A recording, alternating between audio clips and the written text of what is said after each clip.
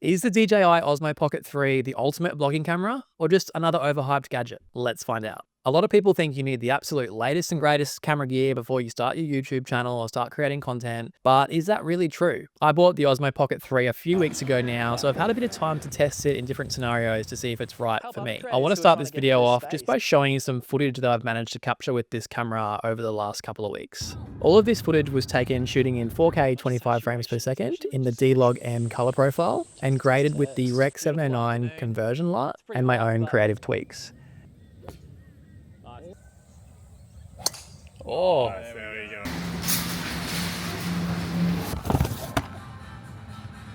you can imagine that you like stuck out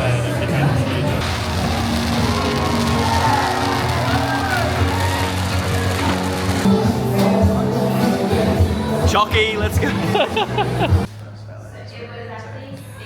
I bought my Osmo in the Creator combo, mainly because it comes with the DJI Wireless Mic 2, which allows you to record audio wirelessly to the camera. The audio quality without using the wireless mic is still really good from this camera, but I wanted a bit more creative freedom with my shooting, so I could put the Osmo down on the tripod further away, and then I could be walking or standing further away from the camera with the wireless mic in hand. The other main reason I got the Creator combo was because it comes with the tripod stand, and the mic and the tripod stand are two things that I would have wanted to purchase externally to the kit if I just bought the Osmo on its own.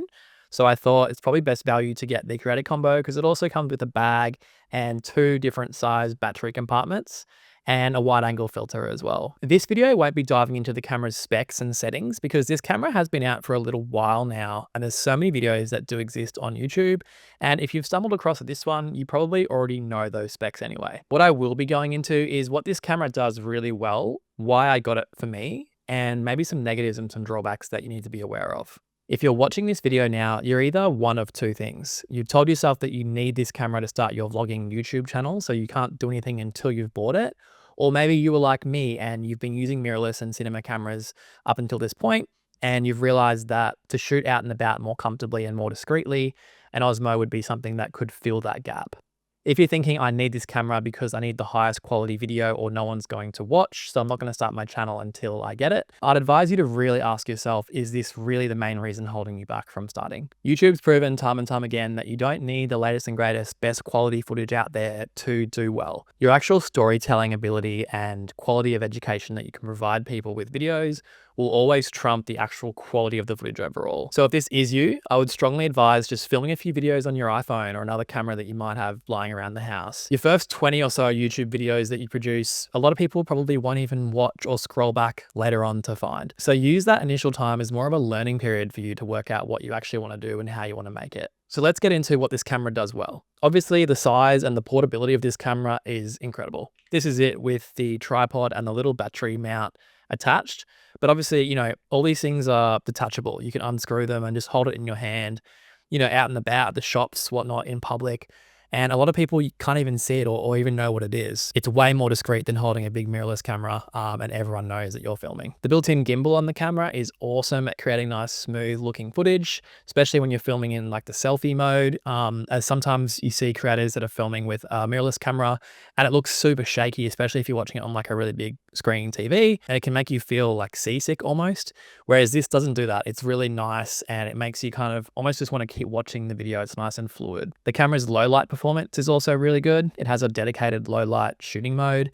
I haven't used this too much yet as I haven't shot very much at night, but the footage that I have seen of other creators on YouTube, it looks awesome. The audio quality, as I mentioned before with the DJI wireless mic, if you've used those before, you already know the quality of those. I already have a set of DJI wireless mics that I've been using to film my own content on Instagram and TikTok that I plug into my phone when filming, but those ones don't connect directly with the Pocket 3. You need the wireless mic 2. So that's also why I got the Creator combo, because I didn't want to muck around with having to buy it separately. It just comes with it. And I can still use my other two mics when I'm filming other productions and things with my mirrorless cameras. There's also a lot of other features that I most likely won't use that often, like time-lapse mode. Even just shooting photos on the camera, I definitely won't use. I'll probably just use my actual mirrorless camera or my phone for that, but it is nice to know that those features are there. The main reason that I got this camera for me is the quality of 4K footage that comes out of this camera is really good. If you know how to really adjust and tweak the camera settings to achieve the best possible image from the camera's sensor, your footage can look almost as good, or if not better, as some mirrorless cameras out there. The ability to shoot in the D-Log-M color profile, which is just a flat desaturated color profile, which allows you to color in post and achieve the most dynamic range from the sensor. If you know how to work with that footage, it's honestly so good. The main reason why I got this camera for myself is the 4K footage out of this camera is insane, especially shooting in D-Log-M color profile and throwing a Rec 709 conversion LUT on it after, and allows you to tweak a few more settings if you really want and colors. It's so much easier than shooting with my mirrorless camera. I use a Canon R5C and that camera is awesome. I'm using it to shoot this right now, but in terms of like lugging that around and taking it out to film, like there's no way I'm ever going to do that or want to do that. I'll still use this camera for shooting bigger productions and things with my media company, as rocking up with, to a job with an Osmo would look pretty embarrassing. But in terms of just being able to grab a camera and shoot out and about more vlog style and get really good quality footage and audio, it's honestly like one of the best cameras at the moment, in my opinion. And the other main feature that I really liked about this camera was the camera's tracking ability. The way you can chuck it in selfie mode and the camera just tracks my head no matter what or where I am. It just takes that other layer of thinking out of it. If I'm out and about, you don't want to have to be looking at, is the exposure correct? Am I dead center? It's just like, it's too much to worry about. If I'm out and about in public, I can just flip this camera open. It tracks my face and I don't have to worry about it from there. Wherever I direct the camera, I know that my head is going to be in center and I can just keep talking no matter what. Now I want to get into some negatives that I've found in my experience using the camera. The first thing is it can be hard to see if you're exposing the footage correctly when you're out and about or filming in direct sun.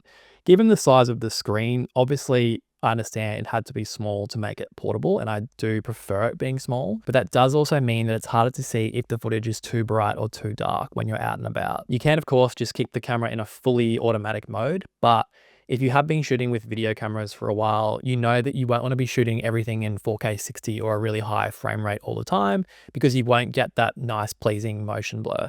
Ideally, you want to be shooting in 25 or 24 frames per second, depending on where you are, because it's going to look the most pleasing to the viewer. And when you leave it in 24 or 25 frames per second, you'll need to then adjust the ISO to adjust your overall exposure. And the fact there's also no histogram or waveform monitor display option, again, just makes it a bit harder to monitor for correct exposure. Another negative I've found is when flipping the camera into selfie mode, I found that it sometimes can struggle to lock onto my face to create that face tracking. To combat this, I've just been flipping the camera back to the front and then flipping it back again, and then it usually detects it straight away. But if I'm starting up the camera into selfie mode, it doesn't always detect, and I sort of have to do that flipping back and forth for it to then recognize.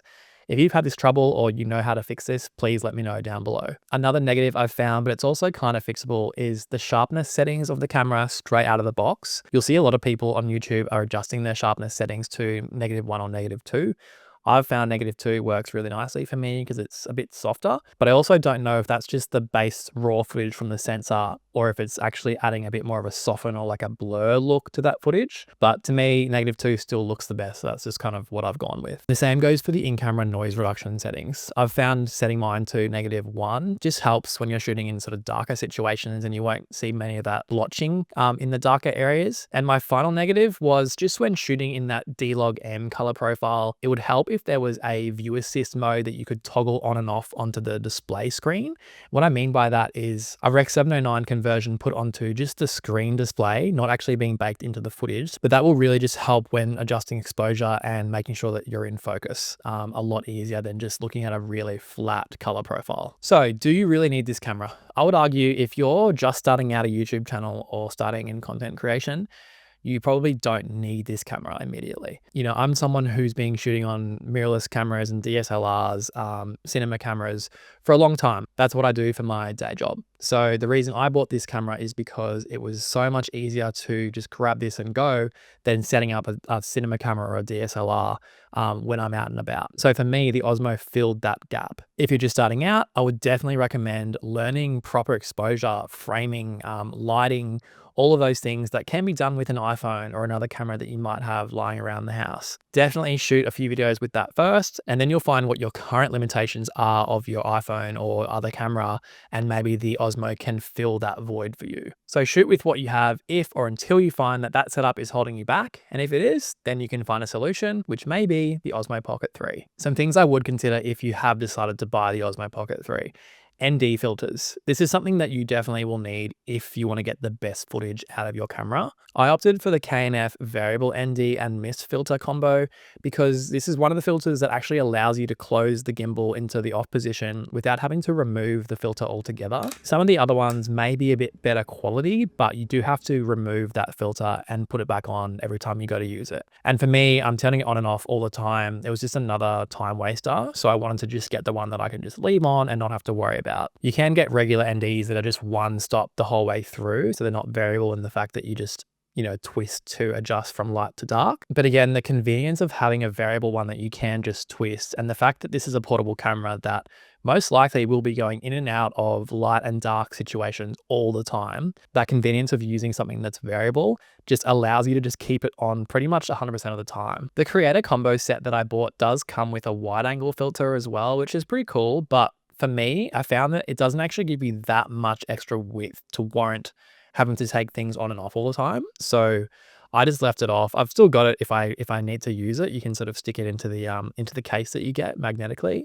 But I just keep on the K&F filter. It's just everything that I need. There are some other cool filters you can get from different brands, like some anamorphic ones and some macro, like close-up ones. That would be pretty cool to get some creative shots. If you guys have used any of these and can recommend me some, let me know in the comments below because I'm super keen to try them out. My final thoughts on the camera. The Osmo Pocket 3 is an awesome camera, but it's not a requirement. I plan on making more content about the Osmo. I found it's a really fun camera to use, and it's a really great tool for creators. So if that's something you want to see, or if there's anything specific you want me to test or to try out, please let me know down below and I'll do my best to cover it for you. Thanks guys. Thanks for watching. I will see you soon.